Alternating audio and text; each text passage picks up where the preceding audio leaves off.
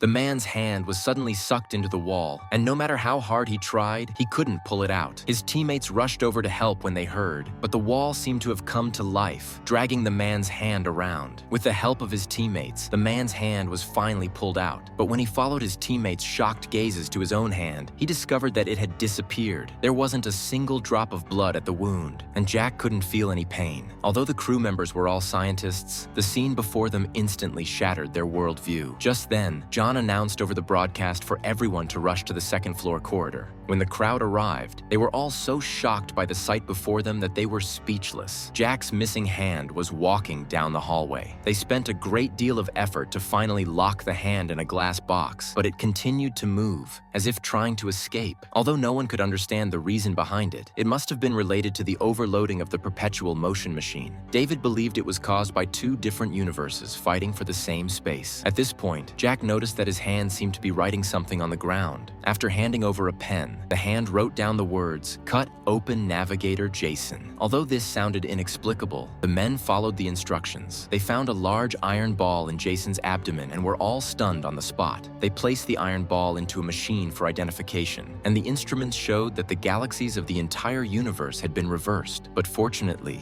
they discovered an Earth on the other side of the sun. Just as everyone was immersed in the joy of returning home, they found that the spacecraft could only receive signals and not send them. Seeing this, the men immediately started an emergency meeting. At this time, Anna went to the bathroom alone, but the drainage system malfunctioned and a large amount of water poured in. She was so frightened that she quickly pressed the alarm button. However, by the time her teammates arrived, Anna had already been instantly frozen. In just one short hour, two bizarre incidents had occurred in succession. Everyone realized that there was a mysterious force in this parallel universe that was devouring them. So they had to immediately repair the spacecraft's signal system. But the only one who mastered this technology, Anna, had already been sacrificed. After discussion, they decided to ask Annie for help. Upon learning of their predicament, Annie demanded to obtain the scientific research reports from this period as a condition. As soon as these words came out, everyone firmly opposed, but Captain John agreed to her request. Annie then told everyone that to restore the signal, they had to repair the power supply. Jack went to the power control room to start repairs, but the next second an accident occurred.